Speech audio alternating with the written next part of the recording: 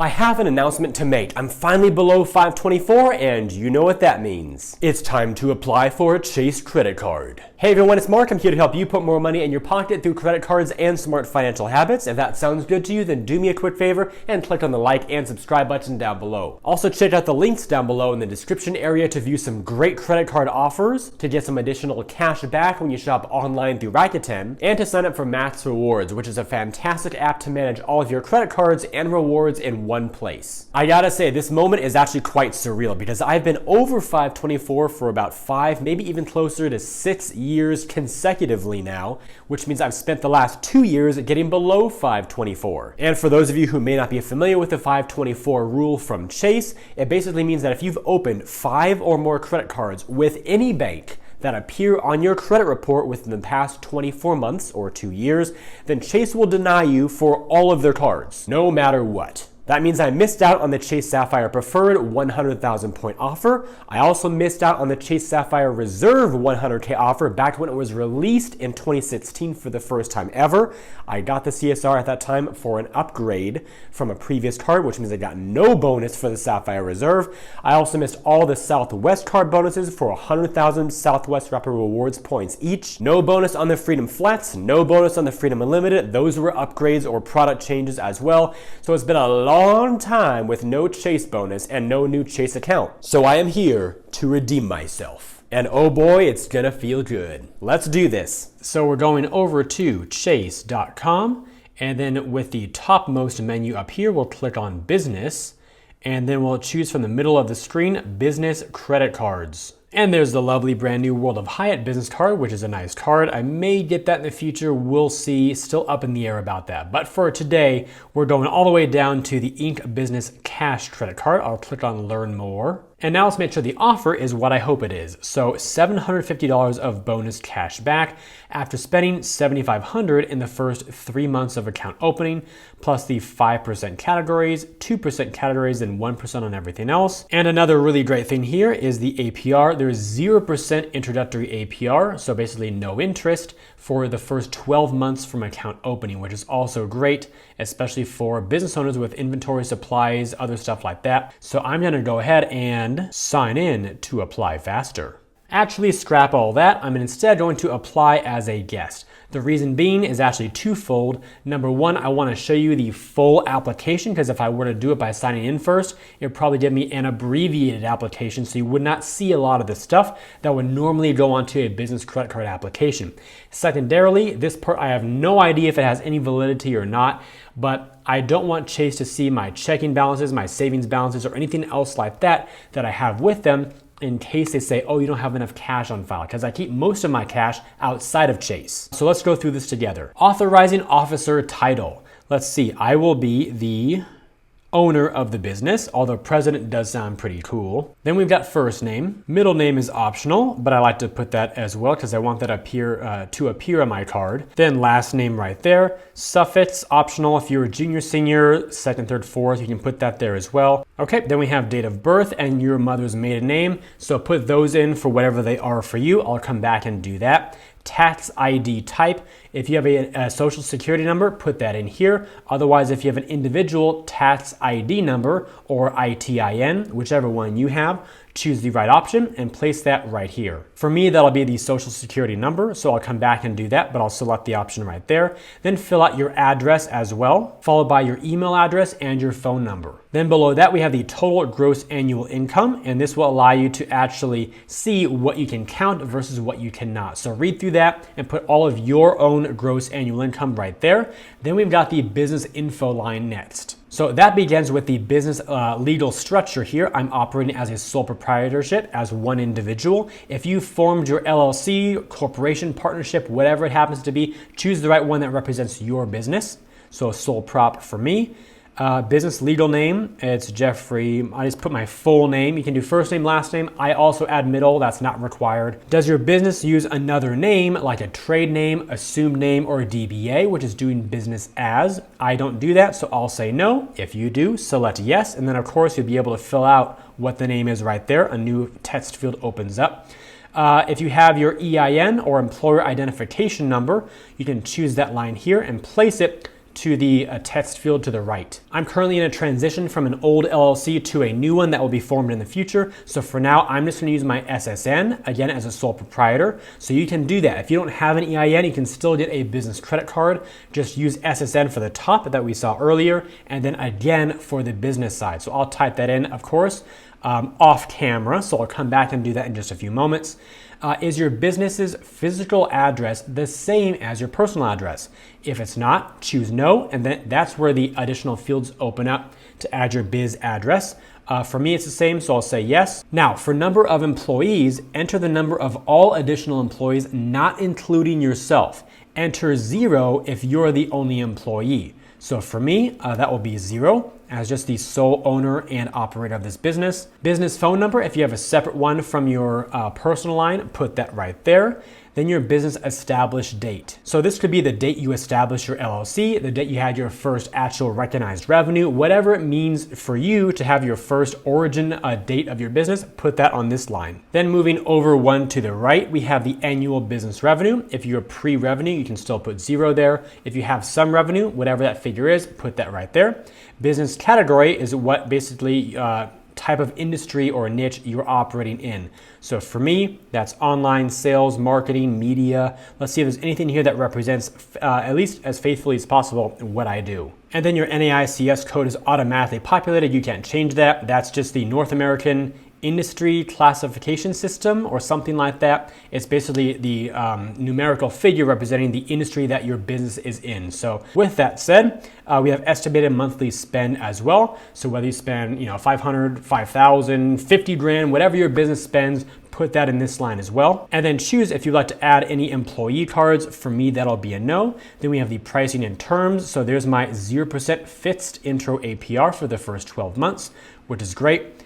All the other fees here, default APRs, grace periods. So when you're applying for a biz card or a personal card or whatever it is, be sure to read through all these. That way you know what you're getting yourself into and you can stay on top of your financial situation. So with that said, I'm now going to populate the other fields that I skipped over that were more personal to me, and then I'll be right back. I'm back, and now it's time to submit the application. 3, 2, 1, submit. What did I get myself into? Apparently their computers are working hard on my request and they're thanking me for my patience. You're welcome. Okay, thanks for applying. We need to review your application a little bit longer. We'll let you know our decision in writing as soon as we can, and if you're approved, you'll receive your card in 7 to 10 business days.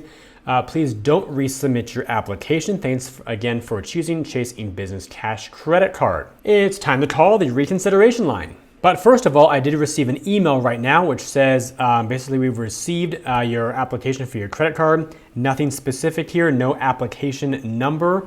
So this is not really that helpful. There's no reference code or anything like that. And then another alert from the Credit Journey, which is Chase's credit scoring system, letting me know that I have a new inquiry on my credit report, but it doesn't say which bureau it pulled. That's really interesting. Although it says down here at the bottom, credit information provided by Experian. So it seems like the Chase business application pulled from my Experian report based on where I live. So there's another data point for you as well. Okay, so here's my phone and the web page from Chase, just so I can have the offer and all that in front of me. This is my actual phone right here, typing in numbers.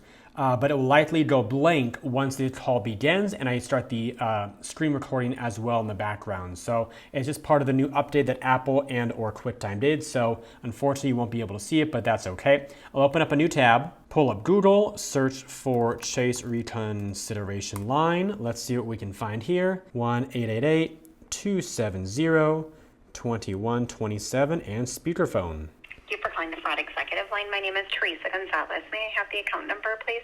Hi, Teresa. By that, do you mean the 16 digits? Yes, please. Okay, sure. I'm actually calling for a new card application. So you don't have the card number yet, correct? I have an existing account, but that's not the one I'm calling about. When did you apply for it? Earlier today. I'm looking to get in touch with the reconsideration line, but it keeps forwarding me to this line. Oh, no, I'm in fraud security. I'm so sorry.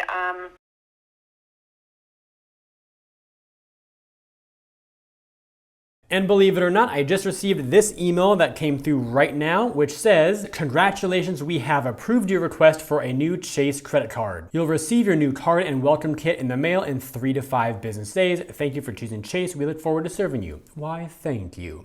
And this email came in at 12:06 p.m. my time. And the original email that said, "Thanks for your interest, you're pending right now," was at 11:48. So I guess that was about, 16 to 18 minutes apart. So definitely cool to not have to worry about a full reconsideration line discussion or waiting 2 weeks in the mail, which would have been by far the worst situation. So I'm happy to say that this is now a done and closed case. Boom! Chase Mark is back. And by the way, since I just got approved for a brand new card, I want to mention MAXREWARDS really quickly here because they allow me to actually track my sign-up bonuses to make sure that I meet the requirement and don't miss that bonus. So I've got the app right here. You can also see it right there on the screen as well. So it says, "Good afternoon, Mark." And right in the middle there, you see bonus trackers. You can see a few other cards that I've done. I will expand that for you and scroll down a bit.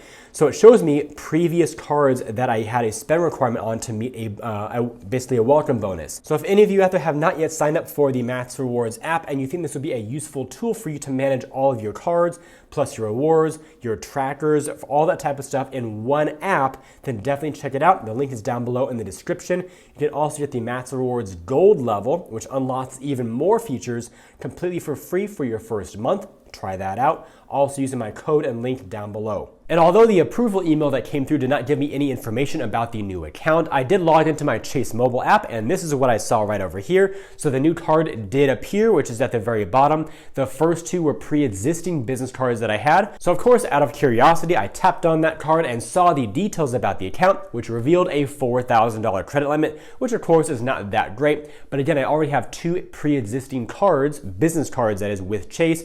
So I'll be able to reallocate some limit from those cards over to the new Chase Business Cash should I want to have a higher limit for higher spend. All right, now let's go over my application summary so that we can see the context around my application. Before I submitted the app, my credit scores were 789 on Experian, 801 with TransUnion, and 822 with Equifax. For inquiries, I had 7 on Experian, 5 on TransUnion, and none on Equifax. For new accounts that appear on my credit report, I had 1 in the past 12 months and 3 in the past 24 months. For average age of accounts or average length of credit history, it was 3 years, 11 months. Then regarding my relationship with Chase, that began back in 2014, so around 7 years or so. That's when I got my first credit card with Chase. And since then, I've gotten other personal cards, business credit cards, which you just saw on the screenshot of the app. I got 2 others, plus personal checking and personal savings accounts. And of course, my 524 status right now, which is a very beautiful sight, I must admit, is 324. Now, after I submitted my application, here's what happened. My score dropped 7 points on Experian due to the new inquiry. So from 789 down to 782. And of course, 1 new inquiry was added on Experian. So yes, Chase pulled Experian for a business credit card based on where I live. I went from 7 inquiries on that report up to 8. Nothing else on the other reports were affected for the scores or inquiries because Chase only pulled Experian for me, nothing else. And of course, the new account was unaffected because it takes a while for new cards to be added to your report. But given that this is a business card, it will never show up on my report, so that will never change. And it will also not affect my average age of accounts because again, it has to show up on your report to do so. And with all that said, if you enjoyed today's video and believe it could benefit others, then please help me get it in front of more people by liking this video, subscribing to the channel, and turning on those notifications. Also check out the links down below in the description area to view some great credit card offers, to get some additional cash back when you shop online through Rakuten, and to sign up for MAXREWARDS, which is a fantastic app to manage all of your credit cards and rewards and also track your bonuses in one place. I thank you all for tuning into today's video. I hope it brought you some great value and now give you some additional understanding about going through a business card application through Chase, which also corresponds to other issuers as well. I look forward to seeing you all again in future videos, and until then, remember, you are great.